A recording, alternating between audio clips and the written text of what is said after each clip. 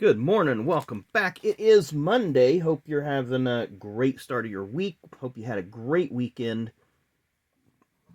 We've been pretty busy here this weekend, so getting these videos done for you has been a little bit of a chore, but that's what we try to do here, make sure we have everything up and ready to go for everybody.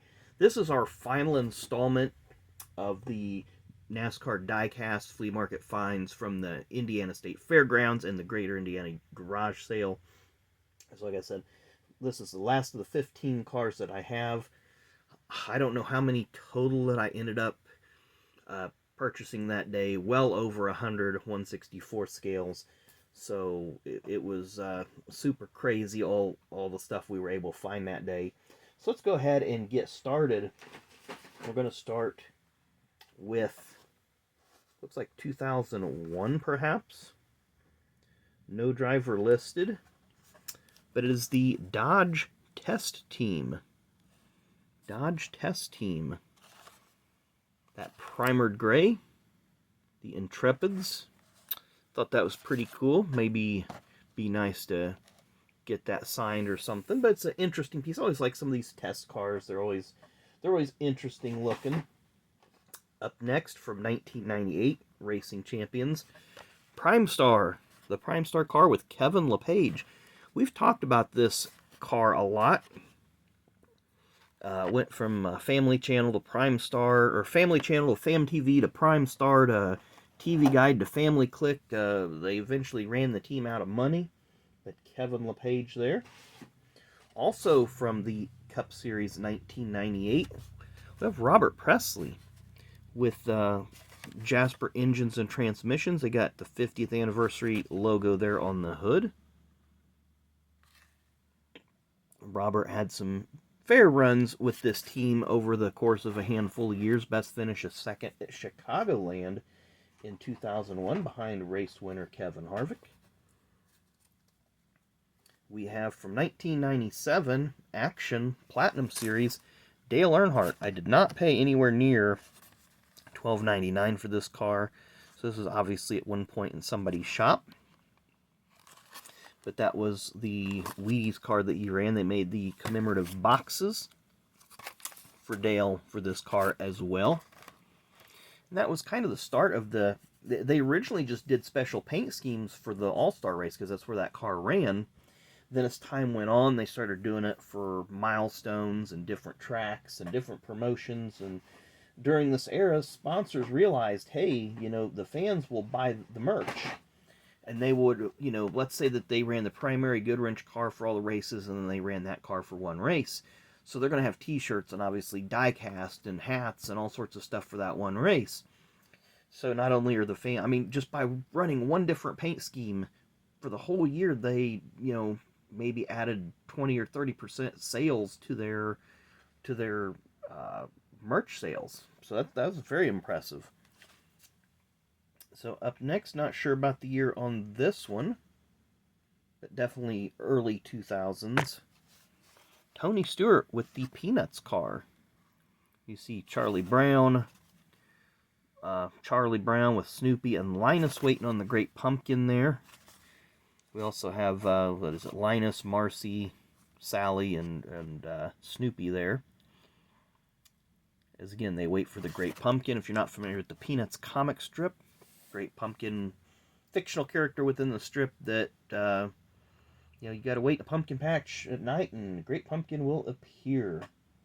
So again, just kind of a running part of the story of the comic strips. And the next one this got to be around 2002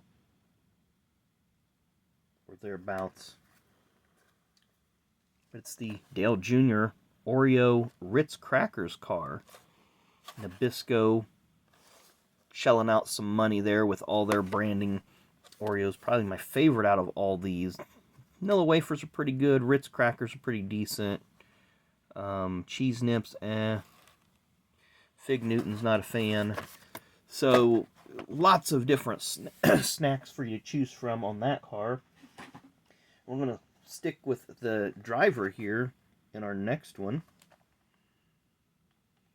as this is the E-Concert. I'm trying to remember when this car would have ran. And I can't even remember if it was a Cup car. Looks like it was a Busch Series car there because they got the logo blurred out. 2003. So I really don't remember. I like that guitar design going down the side of the car. So it's always able to be very creative and incorporate a lot of cool things. Really can't remember when they ran that car or what the concert was about. Now we're getting into some more unique cars here as we start to wind down. This one would have been from 2000, and I remember this one. This is the Taz car that Dale Sr. ran at Daytona in 2000.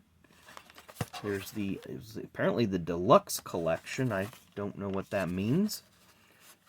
And you see it's got the orange spoiler, orange number, and orange valence as he won the Cup race the previous year at Talladega, part of the Noble 5 program.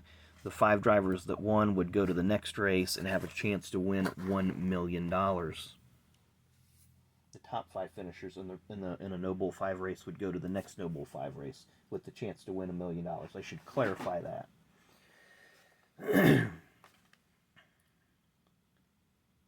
Trying to see what this next one is. This is probably 2001, 2, thereabouts. It says 2004 on the back, but I really don't remember when this one raced.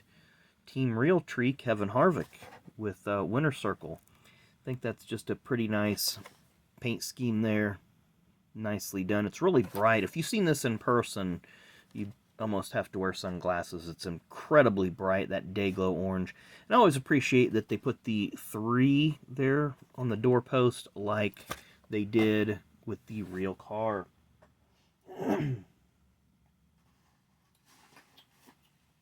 Back to 1998 in the Busch Series. Matt Kenseth with the Lycos.com. Lycos, of course, was an internet search engine. They sponsored him at Daytona in 98 in the Busch race. They didn't fare so well. So as a thank you to them sponsoring them, the next race at Rockingham, as the story goes, Robbie Reiser and the team put Lycos on the car again. And they ended up winning the race. And Lycos and them formed a partnership for the rest of the season. And they ended up finishing, I believe, second in points, maybe third. Pretty sure they were second in points. These next 3, we're going to kind of rapid fire these next 3 because it's almost like a set from 1997. I really don't remember these. You had Ted Musgrave, Exide truck for Roush. Of course, that was the year that debuted the 99 Exide car in the Cup Series. But also driving was the Cup Series driver for the 99, Jeff Burton. And Mark Martin. So I thought this was a super cool. All 3 trucks are the same except for the driver name on the roof rail. So I thought that was really fun pickup. We got 2 more to go here. You know, I'm starting to enjoy picking up these promo diecast. Again, this is another super bright one from 1997, but it's a Ricky Rudd Brickyard 400 winner. 1 of 5,000 produced. There's a picture of Ricky in Victory Lane. Got the Tide and Whirlpool and Dawn and Downing, all the associate sponsors. We were at this race. I went to the first 4 or 5 Brickyards, then kind of went sparingly between 2010 and 2020. Went to the 21 race on the road course, and I don't think we've been back since. So, and we're going to close with a car from 1993. There's 20,000 of these made according to the card in here, but it's very, very unique, and I really appreciate this one. But it's Ernie Irvan. And what you'll notice here, it's an Irvan car with the Davey Allison numbers, the Davey Allison font, 1 of 20,000, and there you see them in Victory Lane. I believe that was the first race Ernie won with Robert Yates Racing. If you look really closely, Ernie has a Davey Allison t-shirt on. Bobby, Donnie, or Davey, none of the 3 ever won at Martinsville. And Ernie in his first race there, he didn't tell anybody he was going to put that t-shirt on, but I guess every race he wore that Davy t-shirt under his uniform, and when they won the race, he got out and unzipped it, showed everybody that he had it. And of course, 1994 they changed the font, they changed the uniforms. Ernie was in an all black uniform, but you see that was the Davy Allison style Texaco uniform for 95. They changed it up a little bit. And I've only seen this car a couple times over the years, mostly at tracks back in the day, and they would want like $15 or $20 for it. I was like, no thank you. But I've got one, staying in my collection because I think it's a pretty cool piece. But for the final time, we're going to drone mode here. And that's our final 15 cars out of this incredibly huge haul. So I hope you guys enjoyed all the videos of this series. We'll definitely be looking at other flea markets, other antique malls. Got a few places that we want to go to. I'm constantly scouring Google Maps for new areas to check out so that we can continue to find really cool pieces like this. So hit that like button, hit that subscribe button. I would really appreciate it. I know that the algorithm would probably like that too. But enjoy the rest of your Monday, and we will see you tomorrow. As always, thanks for watching.